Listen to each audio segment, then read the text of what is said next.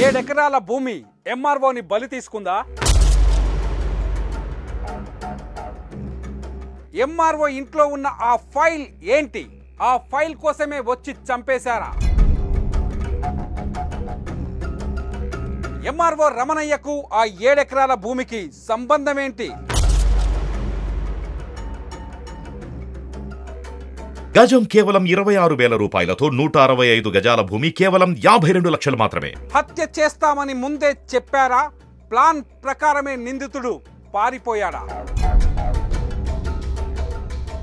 ఒక వ్యక్తిని హత్య చేయాల్సినంత అవసరం ఎవరికి వస్తుంది? అందులో ఒక ప్రభుత్వ అధికారిని చంపేయాలనే ఆలోచన ఎందుకొచ్చింది? చంపితే హంతకుడిని అవుతానని అవతల వ్యక్తికి ఆలోచించలేదా?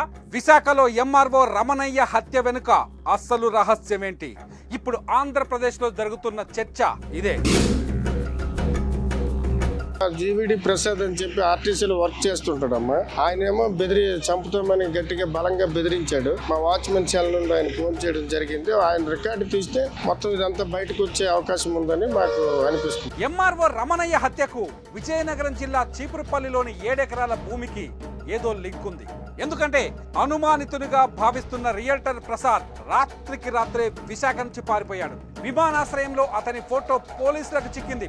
అంతేకాదు శుక్రవారం రోజే చీపురుపల్లి సైట్ వాచ్మెన్ ఫోన్ నుంచి రమణయ్యకు బెదిరింపు కాల్ కూడా వచ్చింది. దీంతో హత్యకు చీపురుపల్లి భూమికి లింక్ ఉందని తెలుస్తోంది. చీపురుపల్లిలో ఉన్న 7 ఎకరాల భూమి చుట్టూ కొంత వివాదం జరుగుతోంది. ఎంఆర్ఓ రమణయ్య బంధువులకు మధురవాడ ప్రసాద్ కు మధ్య కొంత వివాదం కొనసాగుతున్నట్టు తెలుస్తోంది. ఈ వివాదంలోనే ఎంఆర్ఓ రమణయ్యను అతని సోదరుడు రాజేంద్రను కొంతకాలంగా ప్రసాద్ బెదిరిస్తున్నాడనే సమాచారం ఉంది. శుక్రవారం మధ్యాహ్నం కూడా చీపురుపల్లి ల్యాండ్ వాచ్మెన్ ఫోన్ నుంచి కాల్ చేసి రమణయ్యను చంపేస్తామని బెదిరించినట్టు తెలుస్తోంది. కట్ చేస్తే సాయంత్రమే రమణయ్య ఇంటికి వచ్చిన దుండగులు ఆయనతో గొడవపడి ఇనుపరాడుతో దాడి చేసి పారిపోయారు. అయితే రమణయ్యపై దాడికి ముందు ఒక చిన్న ట్విస్ట్ ఉంది. అదేంటి అంటే రమణయ్యపై దాడికి ముందు ఆయన ఇంటికి ఒక పూజారి వచ్చి వెళ్లారు.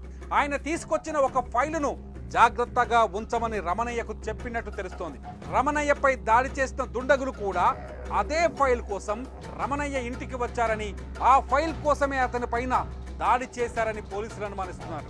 రమణయ్యను హత్య చేయడానికి దుండగులు ముందుగానే ప్లాన్ చేసుకున్నారా అంటే అక్కడున్న ఆధారాలు అవుననే సమాధానం ఇస్తున్నాయి. ఎందుకంటే రమణయ్యను చంపిన తర్వాత అనుమానితుడిగా భావిస్తున్న రియల్టర్ ప్రసాద్ అంటే నిన్న రాత్రే విమానం ఎక్కి పారిపోయాడు.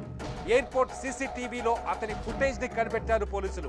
అంతేకాదు నిందితుడు ప్రసాద్ అనేక సార్లు ఎంఆర్ఓ రమణయ్య ఆఫీస్ కు కూడా వెళ్ళొచ్చినట్టు తెలుస్తోంది. ఇదంతా చూస్తే ఫుల్ ప్లాన్ తోనే రమణయ్య హత్య జరిగిందని అర్థమవుతోంది.